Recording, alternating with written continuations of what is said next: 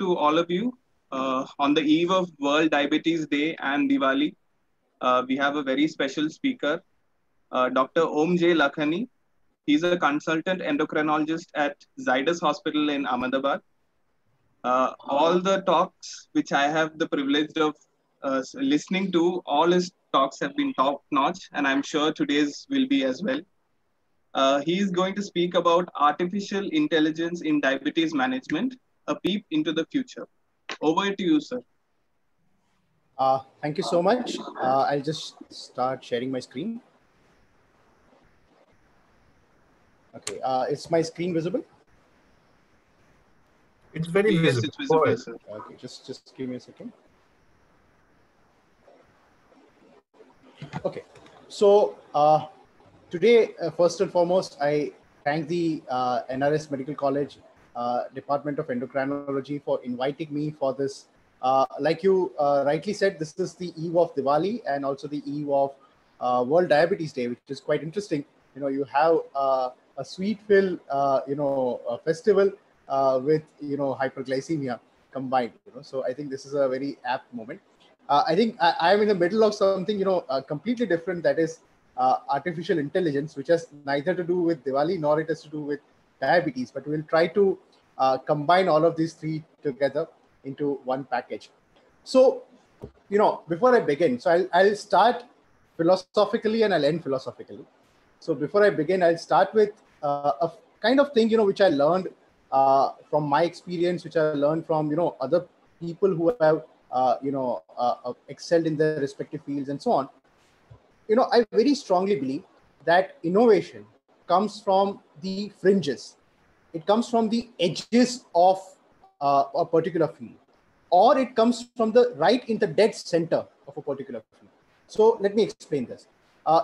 Let's say you want to, perhaps win a Nobel Prize in future, or win, write some really great papers or do something really great. The easiest way of doing that, easiest trick to do that, is to combine two fields together, right? For example, let's say, you take up diabetes mellitus and you take up computer sciences, and you combine these two, and you will come up with something almost instantly, which nobody has done before. That is one strategy. The difficult one is to really be the best in your field, that is in the field of diabetes, do absolutely the best and crack the code, right? Which is a more difficult thing to do. It takes time, but again, it has its own rewards. So if you see, if you see some of the work done by Nobel Prize winners in the past, few years, you'll see that what they've done is they've simply combined the work of two fields. For example, somebody has combined psychology with economics and created the field of behavioral economics, winning an economics Nobel Prize. Somebody has combined, chronobiology with endocrinology and come up with something which is completely new. Somebody has combined, and closer to home, somebody has combined, immunology with oncology and come up with a new set of group of drugs which has revolutionized the management of cancers. So I think the idea what I'm trying to bring out is, and for all the young guys who are listening to this, who are having interest in research, the simplest thing to do is combine two fields together, right? And if you combine these two fields, right, if you can combine, let's say, economics with diabetes, or if you can combine, psychology with diabetes, you will end up with something really new, something really innovative.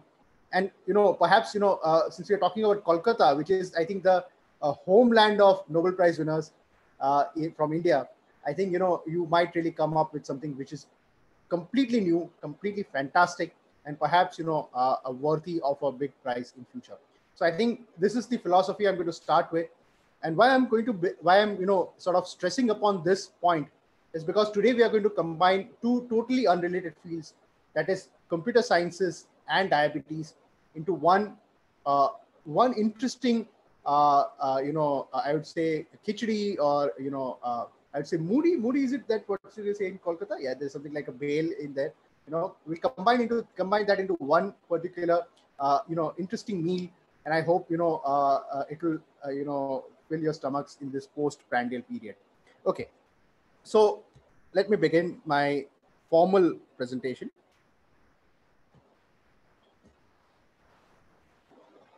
Okay.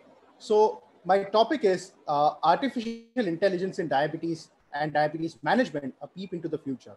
So this is the topic. I've taken a little liberty to stretch this from diabetes to diabetes and endocrinology, because as I'll go through the presentation, you'll find that there is some very interesting applications for the use of artificial intelligence in the field of endocrinology as well, which I would like to also point out in this discussion.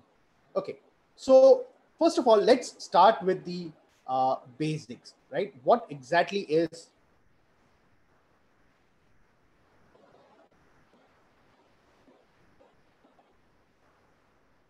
okay, is my slide changing? No, No, sir. sir, it's Your not. slide is not changing, sir. Okay, just a second.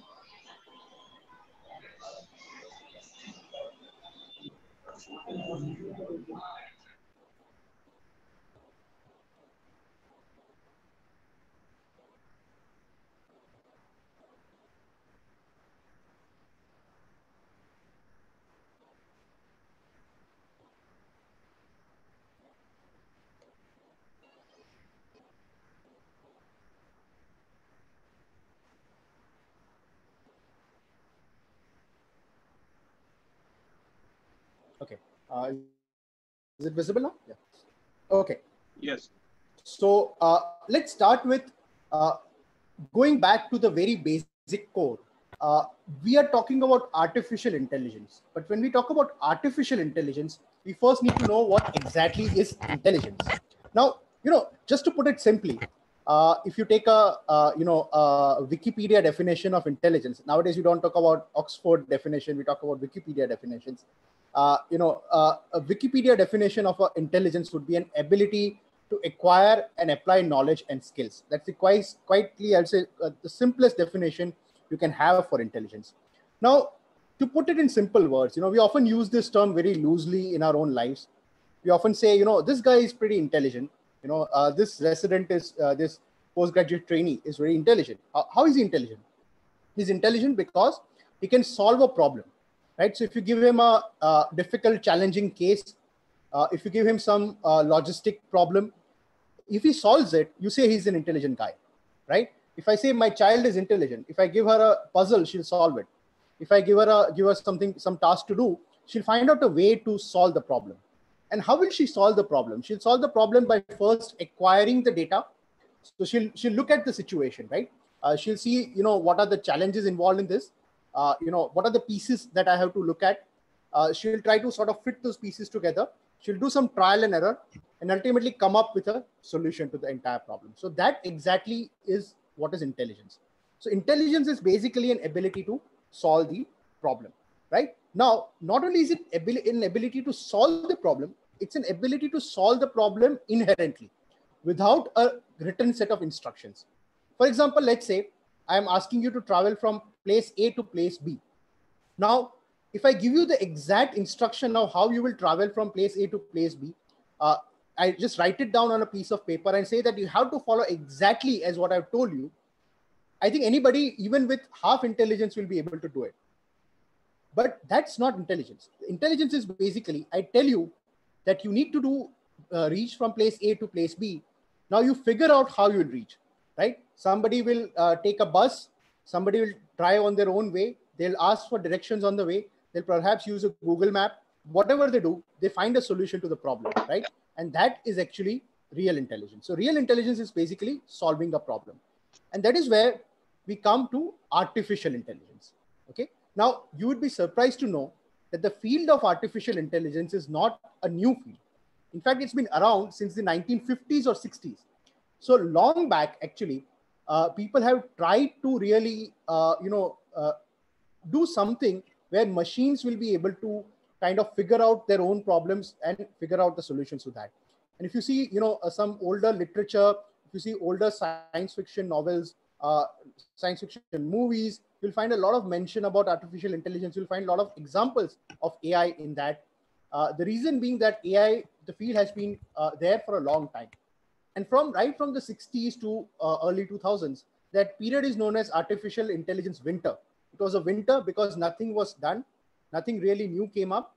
The field of computing really developed, but the field of computing was devoid of intelligence. It was mainly instructional.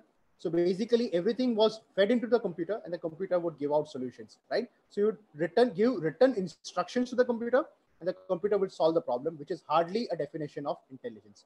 So for a long time, the field really remained vacant. And then the field came back again in the new era with people developing the field of intelligence and trying to understand how these computers can then figure out solutions to the problem on their own. So AI is basically any device that perceives its environment and takes action that maximizes its chances of successfully achieving the goal. So just like I told you, the concept of intelligence, right? That if you're able to, if I tell you that you have to do this thing, if I tell you you have to make a presentation by Monday morning, right? And if you are successfully able to do it by hook or by crook, then you are intelligent. If I tell my computer to do that, and if he's able to do it, if my computer, he or she is able to do it successfully without me intervening, that is actually artificial intelligence. And believe you me, we are very close to that, where the computer will be able to do half of the things on their own without your intervention being required.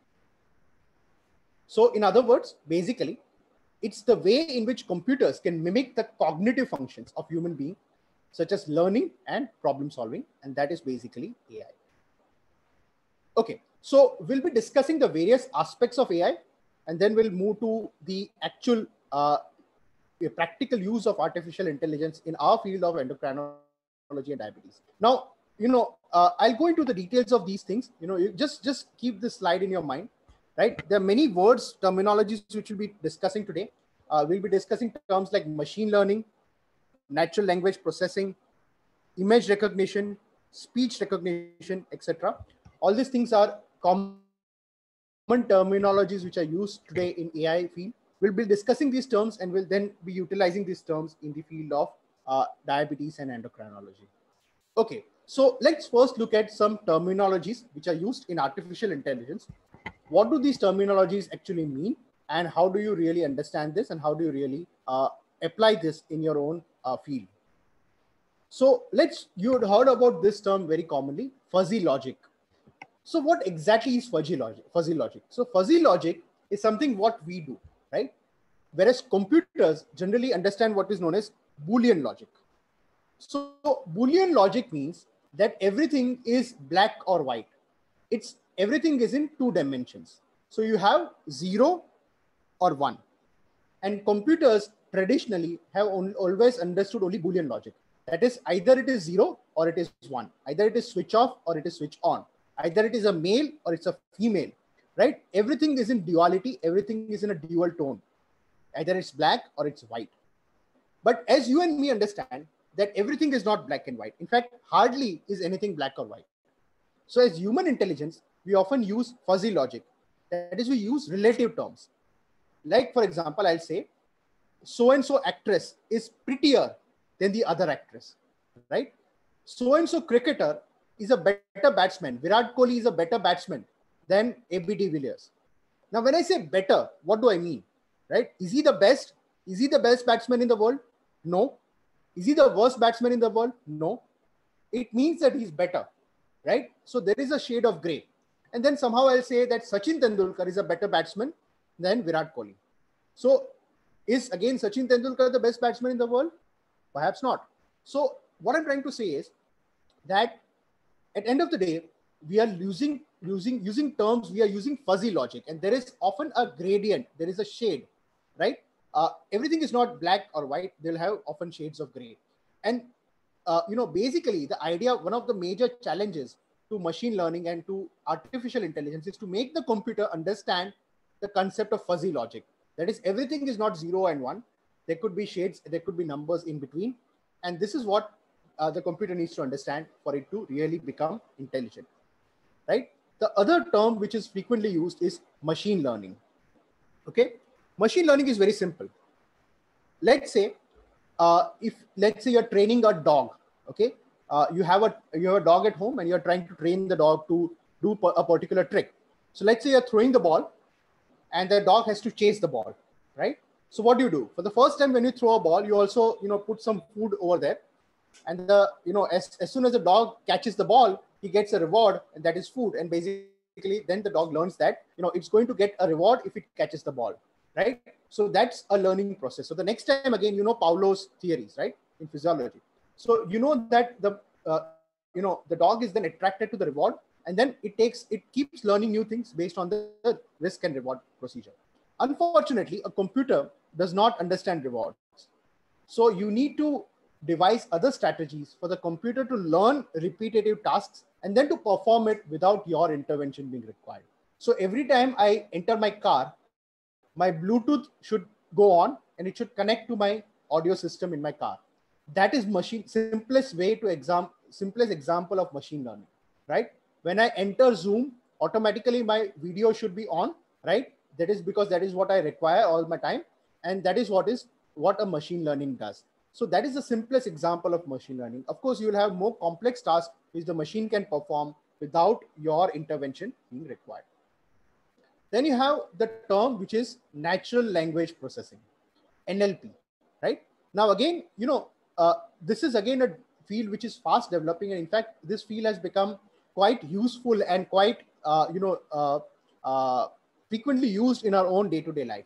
For example, you say, I have a presentation on Monday at 6 p.m., right?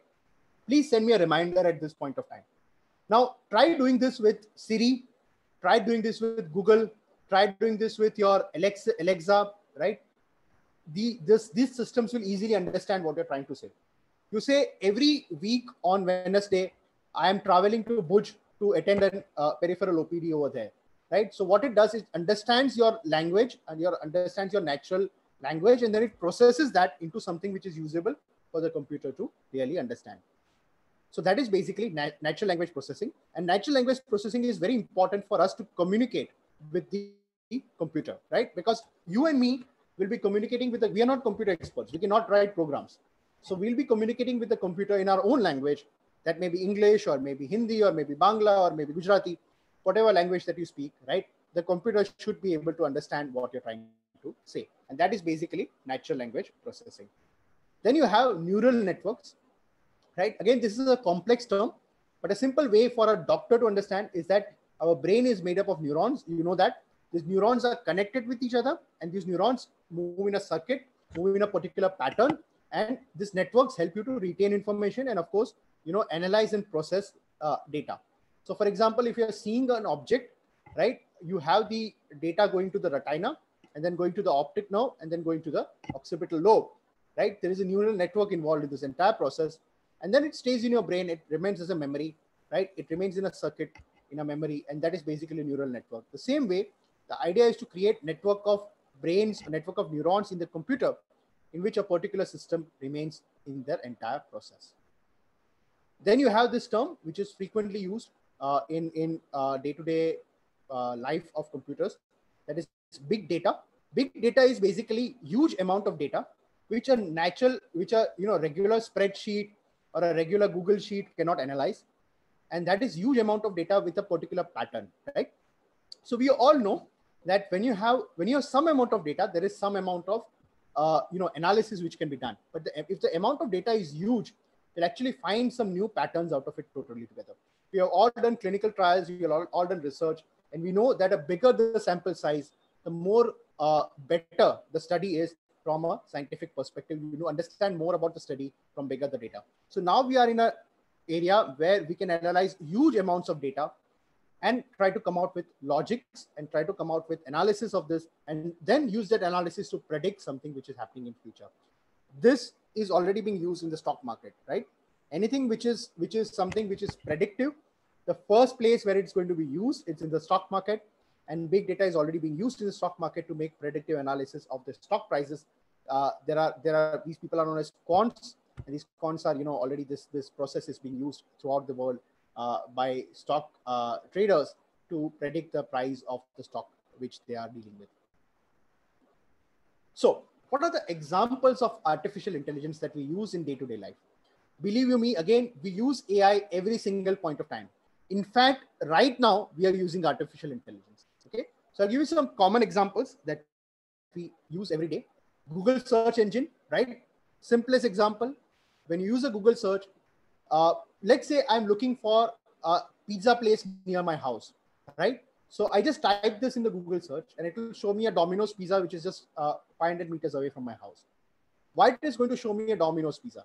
There are various reasons for that. One, it knows my location, and then it knows, which place is near to me.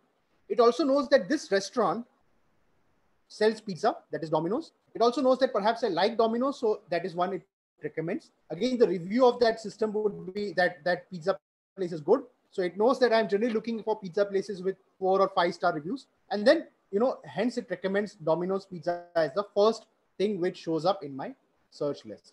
This is the simplest example of artificial intelligence, right? We all use this.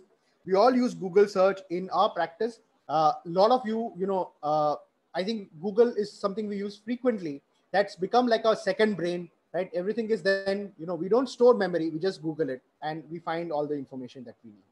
Uber, right? Of course, it's been locked down, so we're not using Uber too much these days. But, when you're using Uber, Uber knows where you are. It connects you to the best driver near you. A lot of things go into this, and then, you are sitting in a cab, which is easy for you to go to. Siri and all this voice assistants, Alexa, Siri, Google search, all these things are frequently used in our day-to-day life.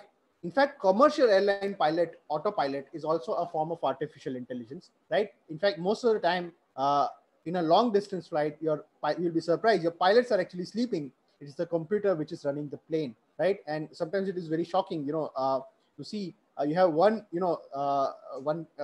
flight I was going, and one of the pilot was sleeping in the in the business class, and then another pilot came out, went to the washroom, and people are wondering who is flying the flight. So the answer is that in long distance flight, most of things are done by the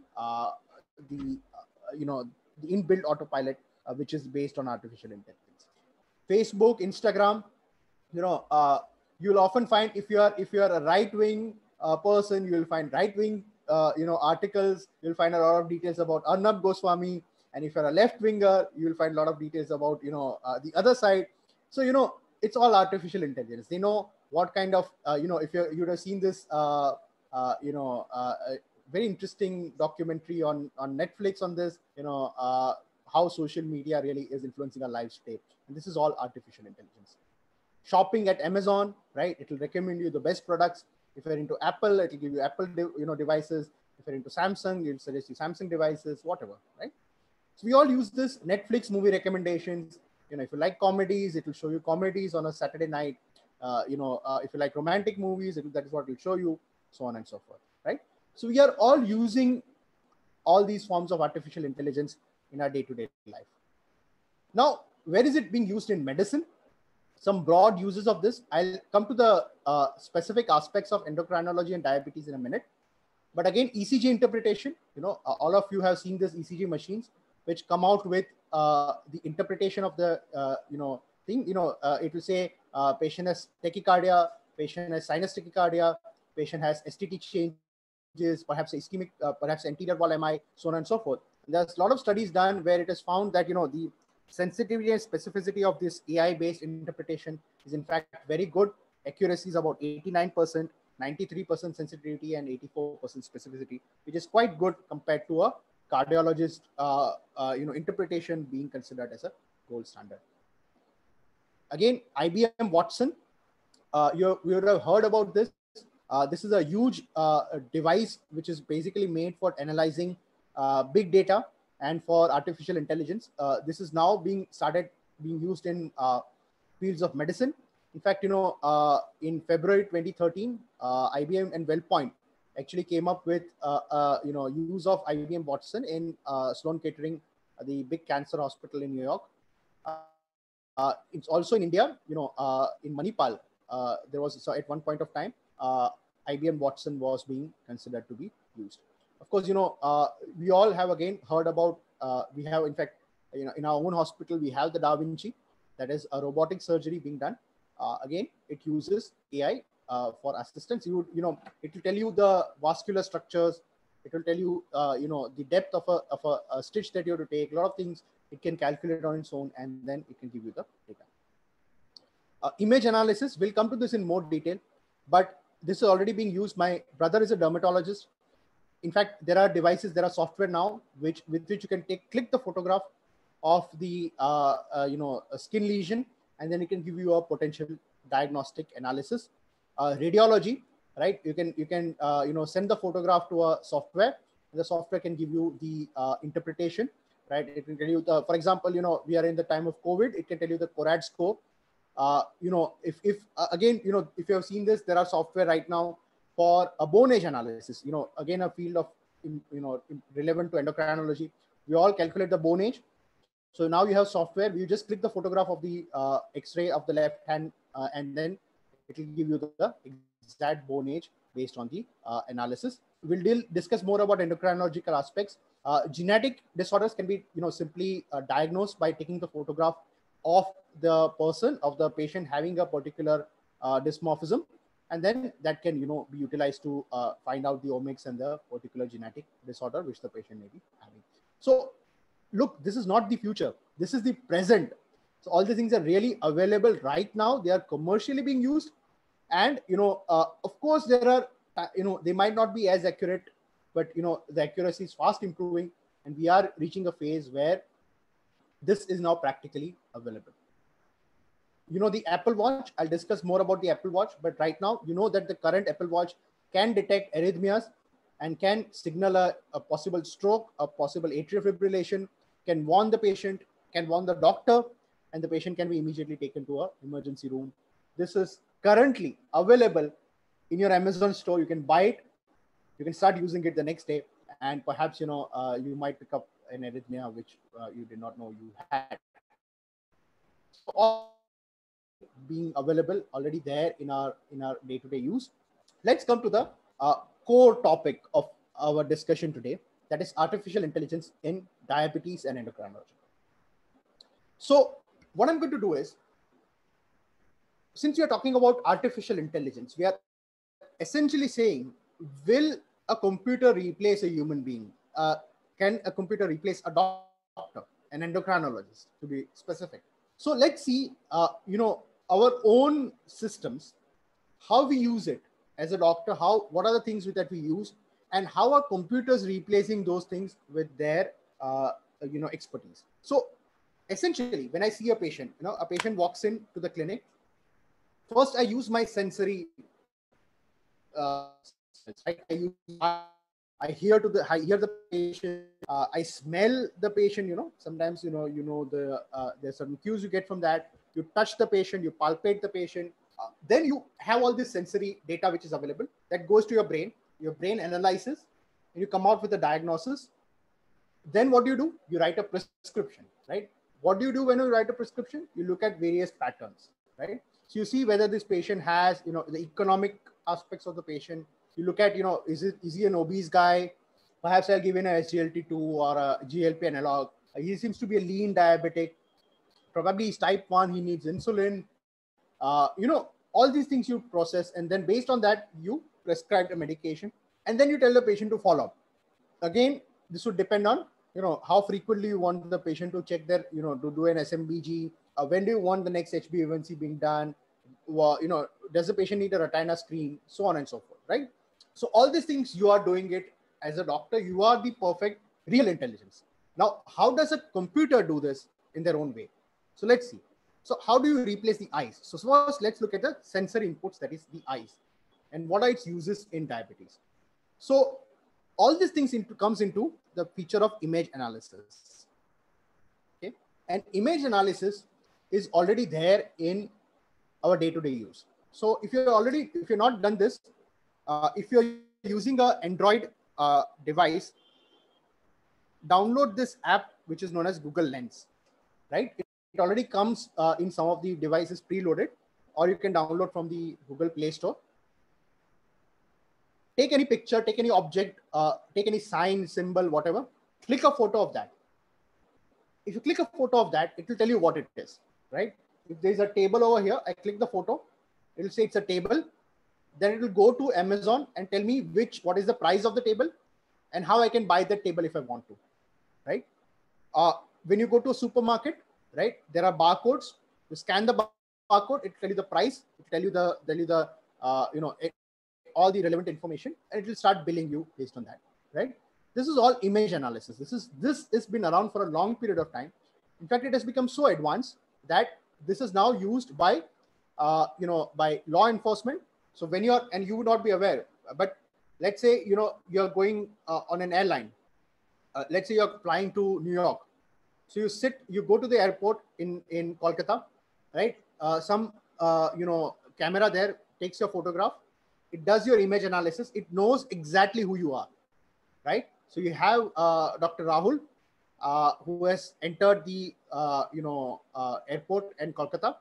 Now, what is he doing? He's going to the check-in counter. He's taking a boarding pass. Then you scan the boarding pass. You say he has already entered the airport. Now he sits in the flight, XYZ flight. Then he lands in New York.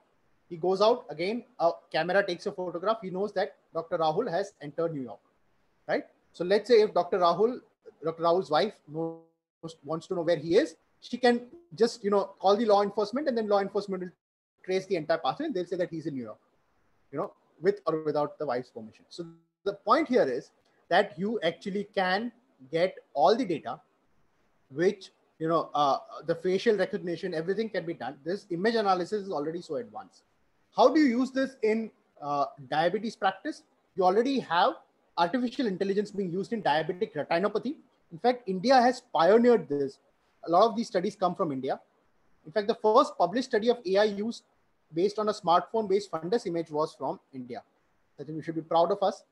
This was a retrospective analysis where a smartphone-based retinal image was done using a IART AI software, and it showed a sensitivity of 95% and for diagnosis of diabetic retinopathy, right? What it means is that in the future, you will not need an ophthalmologist to give you the diagnosis.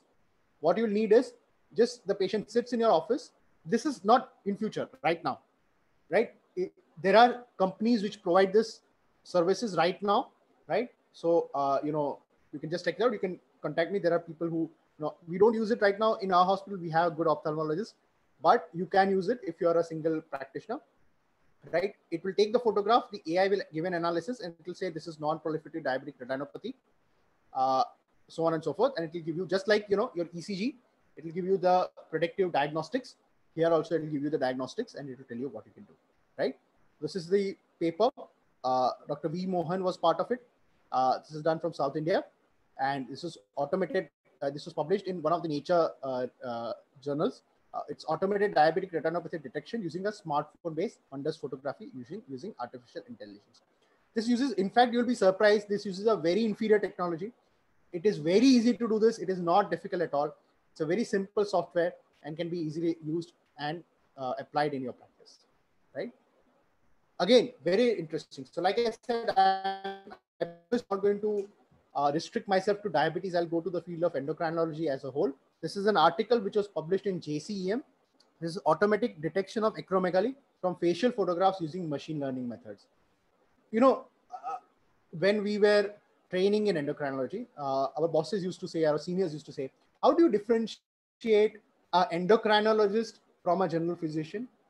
Answer is, if you're sitting in an OPD and if you can diagnose a patient having acromegaly, you are an endocrinologist. If you can't, you are probably a physician, right? That's one way. Because of course you've seen so many acromegaly patients that your brain just picks them up, right? And you often feel proud, look, this patient came to me with diabetes and I diagnosed that this patient had an acromegaly, right? How do you do that? You use your intelligence. Now, of course, the world is becoming simpler and you can use artificial intelligence to make a diagnosis of acromegaly using an image analysis.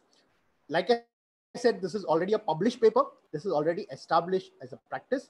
So it's a very simple thing to do. Once you have this software, all the diabetic patients come to you, or all the patients who come to your hospital, you all take the photograph of that. And all those people who are suspected to have acromegaly, they're directly sent to the endocrinology department, and then they'll do the analysis, and then they treat the advice for the treatment. So this study actually showed the positive predictive value of 96% and a negative predictive value of 95% with 96% sensitivity and specificity. So it is so accurate to diagnose acromegaly, right? And of course, Cushing syndrome. Again, this is a JCM published article in the PubMed index article.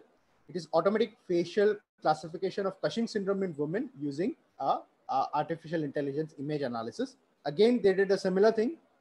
They used a software where they again predicted the possibility of a patient having Cushing syndrome, and the software correctly classified 85% of patients and 95% of controls in a total classification accuracy of 91.7% having Cushing syndrome.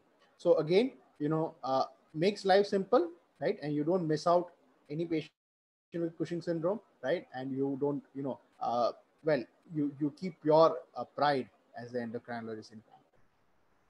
Okay, the other like touch and spatial recognition. Okay, this is again, you would have heard about this. The new Apple Watch uses, certain systems in place like gyroscope and accelerometer to predict a fall or predict a hard fall. And if you do have a fall, it will alert the nearby doctor or any relative or any friend whom you have tagged in a SOS alert system. So this is useful in, say, let's say you're having a stroke and you suddenly fall down, right? Or you have a hypoglycemia and you fall down, right? All these things can be detected by the Apple Watch fall detection. In endocrinology, this has utility in two places. One is in osteoporosis. Okay, so we know one of the rate limiting aspects of osteoporosis is that these patients can develop a fall and hence a fracture. And hypoglycemia again could be detected if a patient has a bad fall. The relatives and the doctor can be alerted that they can get a quick medical response. And if the patient is known to have diabetes, hypoglycemia can be quickly corrected, and then the patient can sort of survive. So osteoporosis and hypoglycemia, like I said, this device is already available. You can buy it, you can purchase it in your market, right? And I think it would be very useful for an endocrinologist. In fact, you can use this in your day-to-day practice. You can, if you have an elderly population who are vulnerable, they can perhaps use an Apple Watch. They can predict, and apart from the fall and hypoglycemia, you can predict the arrhythmia also. You can perhaps save a life or two, right? Quite interesting. What about hearing? Okay, so we already know, we had a very nice article. I think Dr. Hari or somebody had published a very nice article on voice and endocrinology in Indian Journal of Endocrinology and Metabolism. You can check out in one of the archives. So, they had said that, there are voice changes which happen in different endocrine disorders. What if you could use this again to make a diagnosis? And one of the papers has already been published. They actually screen for dysphonia, especially for patients who were planned for thyroid surgeries, so pre-operatively and post-operatively. So it's a very simple thing they did. They used the artificial intelligence. They took voice samples of the patient before the thyroid surgery. Then the surgery was performed, and then post-surgery, they did the voice analysis after a few days. And then they could predict which patients had potential nerve injury, which patients did not.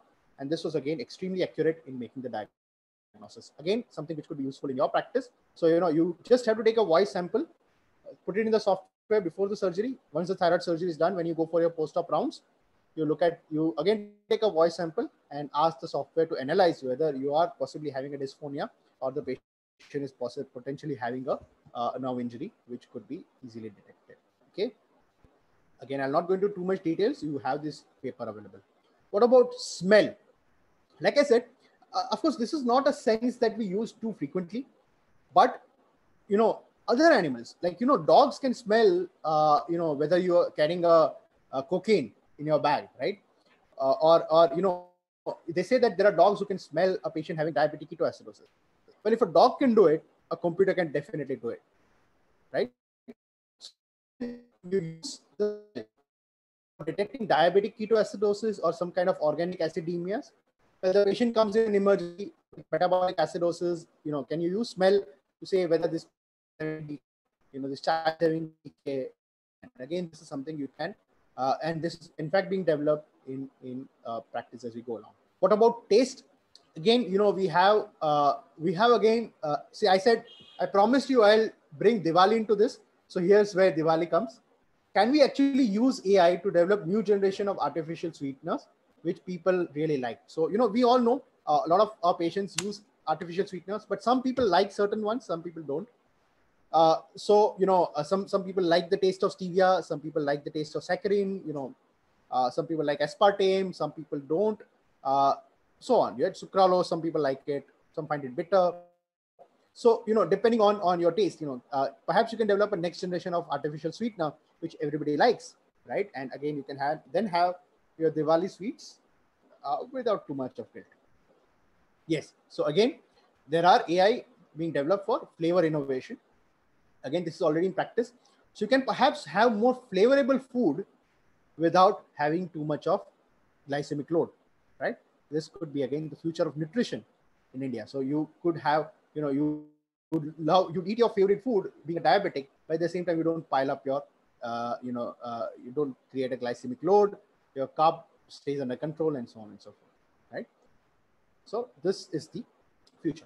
So this was all about sensory input. So like I said, when you see a patient, first you analyze the patient, you see the patient, you hear the patient, you touch the patient, then you do an analysis.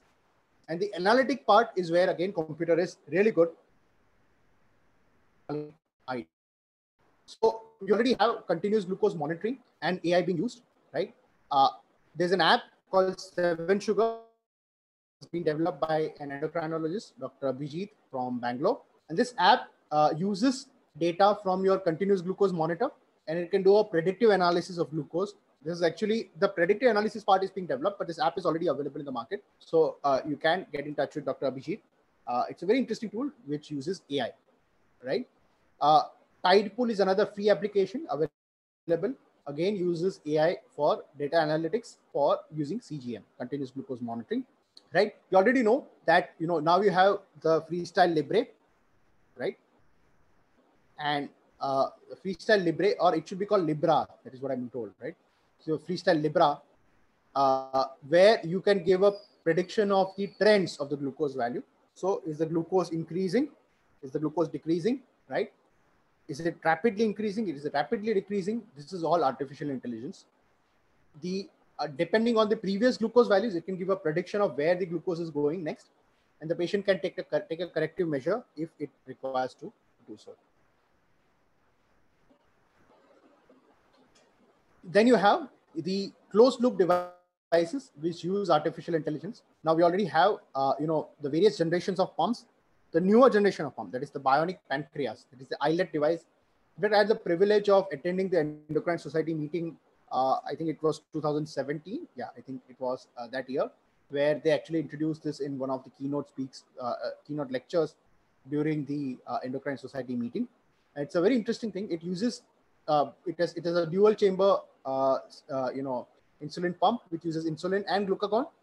And again, based on AI, it can then predict when to inject insulin, when to inject glucagon, and maintain a euglycemic status, just like your normal pancreas would be able to do it. So the newer generation pumps, right, the 2017 onwards, these pumps use artificial intelligence to do a predictive analysis and use this for maintaining euglycemic status. Again, those who are resident doctors or postgraduate trainees in endocrinology should be knowing this JDRF, right? JDRF has various generations of insulin pump. The older generation pumps, the newer generation pumps, second and third generation pumps actually use some amount of artificial intelligence and fuzzy logic. Again, you can see on the right side, these are two papers which were published in New England Journal of Medicine, which actually use the bionic pancreas, and this showed quite successful in its approach. So you already have bionic pancreas as a proof of concept proven in models. Unfortunately, we have still not reached a production stage. So we don't have a massive production being done right now. There are other commercial issues associated with that. But I believe in the next 5 years, you will have these iLet and the various other companies which are making it, including Medtronic devices, which will have the closed loop device, which basically, again, uses AI to maintain a euglycemic status in a type 1 diabetic patient. Of course, you can use AI for better risk stratification, right? So you already have the data. So, you can use AI to screen patients who would be potentially having diabetes mellitus. So you have, if you're hospitalized, a screening program You can use AI to which patient should I screen for diabetes, which patient should I, selectively use for, do an OGTT in a certain selected group of patients. You might be able to screen more patients with diabetes mellitus. Big data with AI can develop better stratification for micro and macrovascular complications. Again, the little secret we know in diabetes practice is that not all of the patients develop all microvascular complications. Not all of them develop macrovascular complications. There are certain people who are more prone to it. We can then, if we can know which patients are more prone to develop microvascular complications, we can, target their glycemic control in a much stringent way. Their HbA1c targets could be lower. Vis-a-vis those patients in which microvascular complications are at a lower risk, you might be able to keep them analyzed. This is a futuristic thing. Again, those are interested, this is a field of research. This is a field of research, you should take it up, right? Predicting who are at risk of higher risk of microvascular or a particular microvascular complication compared to others. Then, of course, you have the entire group of precision medicine, which is based on the backbone of artificial intelligence, right? You in future, using big data, the clinician can use the right oral antidiabetic for the right patient or the right treatment strategy for the right patient with diabetes mellitus. Again, it can help pharmaceutical companies make better drugs, right? You can have better drugs which are better combinations, which could be designed for a particular subset of patients. You can use omics and the genetic data. Now you have the Human Gene Project and the genomics being sort of declassified, and you can then predict the risk of diabetes, predict the risk of complications based on the genetic data, and give potential targeted treatment based on the genetic analysis of the patient. What about improving medical education, right? Of course, you can have more talks on artificial intelligence, but besides that, AI can, and right now, we all suffer from webinaritis, right? It's a beautiful term coined in Prendos and Endocrine United and so on, amigos. We all suffer from webinaritis. There are so many webinars going on. You don't know which one to attend and which one not to attend. And perhaps your Google Assistant or your Siri can tell you, look, this talk is by this particular speaker who is an area of your interest. Why don't you attend this, right? So again, big data can help doctors, which papers should you read, which articles are breakthrough, which is a good review article, right? There's so much data right now. How can you all analyze this? And if AI can give you the right paper to read, it could save your time. It could save you money, buying all these articles and purchasing all these articles from the publishers. You can actually write. If you're writing a paper, it can tell you which articles are best for referencing and so on and so forth, right? It can help suggest medications or brands based on the economic potential of the patient. So, let's say, if let's say you have combined the Aadhaar card and a PAN card data of the patient with the data. So, when you're writing, let's say you're writing a particular drug, you say, boss, this SGLT2 is probably too costly for this patient. The patient's monthly income is just $5,000. He's not going to afford this SGLT2. Why don't you give him the other cheaper SGLT2 or the newer, the other brands of dapagliflozin, which are now offered, remogliflozin compared to empagliflozin, so on and so forth. This is just an example. What I'm trying to say is that you could perhaps suggest, medicines or brands based on the economics of the patient. So these are all potential applications of AI in diabetes management, right? Just one last point, okay? So we started with philosophy and we are going to end with philosophy. The question I want to put to you, I told you everything right now. I told you that, right now the technology has evolved to a stage where the computer can do a lot of things which you can do. You can make a diagnosis of diabetic retinopathy. You're seeing so many funders. All your diabetic patients, you dilate their pupils and you look at their fundus and so on and so forth. Computer can do that, right? You are good at making diagnosis, acromegaly, Cushing's, computer can do that. You are good at selecting the right drug for the right patient, precision medicine, computer can do that. Computer can ensure good follow-up of the patient. It can do all this, right? It can do all of these. In fact, it will do more, right? As the time evolves, it will diagnose acromegaly better than you. It will diagnose Cushing syndrome better than you. It will diagnose diabetic ketoacidosis faster than you. It will predict risk of hypoglycemia faster. It will predict the risk of osteoporosis better. It will predict the risk of microvascular complications better. It will do all this. One thing it will not do. One thing it will not do. Think about it. Think about what is that one thing that you think that the computer can never do and can never replace. And I'll give you an example of that. Right? I'll just put a thought experiment in your brain. Okay? Just a little thought experiment. So you know this trolley problem. Okay? So those who are not aware about this, I'll just reiterate. So this is you. Okay? You are a trolley, those guy who changes the track of a train or a trolley. Now you have a train or a, which is moving at full speed on a track, right? Now this is the path which it is supposed to follow. Okay. Now let's say there are children playing on this track, right? So there are, let's say, 5 children playing on this track, and there's one child who is playing on the other track. Okay. So you are the person, right? Now, at this point of time, you have 3 options. A, you don't do anything, right? You maintain status quo.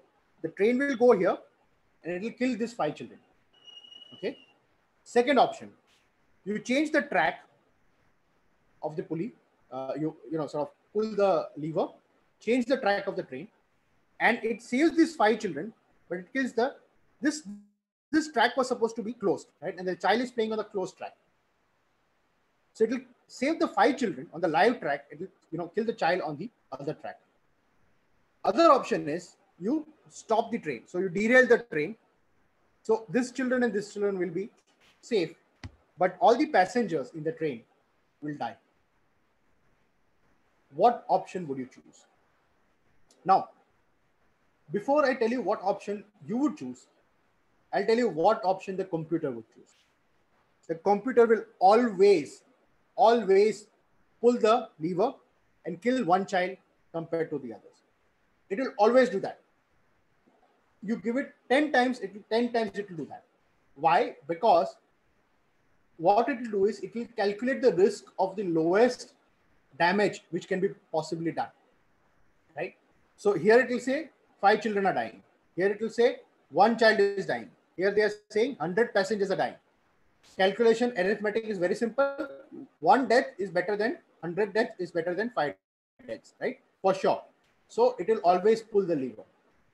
But when I ask this question to an audience of 100 people in the room, I'll find 50 different answers, right? Or at least 3 different answers in 50 different people, right? Some people will say, well, the child who is playing on the track which is closed, he's not breaking any rules. He's not at fault, right? Why should he die? Some people will say, so what if there's, it's always better to, save 5 children and let 1 child die. Some people will say, why don't you pull the, derail the train? We don't know whether those people in the train will die. Perhaps some will survive. But end of the day, they're adults and these are children. Children are our future. Ultimately, you should save children. So what I'm trying to say is you would use your judgment. And if you were in this position, you would choose something which would be depending on your day, right? What you would choose. But you would still consider saving that 1 child. You would still consider saving those 100 people. You might even still consider saving those 5 children at all, right? Because you would use sense of judgment. And most importantly, something which the computer can never do, can never understand, is empathy, right? You would perhaps empathize with that 1 child who is playing on a track which is closed, right? You would choose a sense of fairness. You would choose a sense of greater good, right? You would say that just theoretically, you'd say that perhaps that 5 children may die so that, next time children understand that they should not play on the live track. That is what some people would argue. The computer will never make that argument. The computer will never understand that argument. It will never understand fairness. It will never understand judgment. It will never understand greater good. It will never understand the future of humanity. It will never understand empathy. And though, as an endocrinologist, most of the work will be replaced by a computer in the future. 90% of it will be replaced. I'm sure it will be, right? I mean, whether we like it or not. That 10% would be the human touch which you have, and the patients will keep coming to you in a greater number with that human touch. So with this philosophical note again, I'll end my talk. Thank you for listening to this.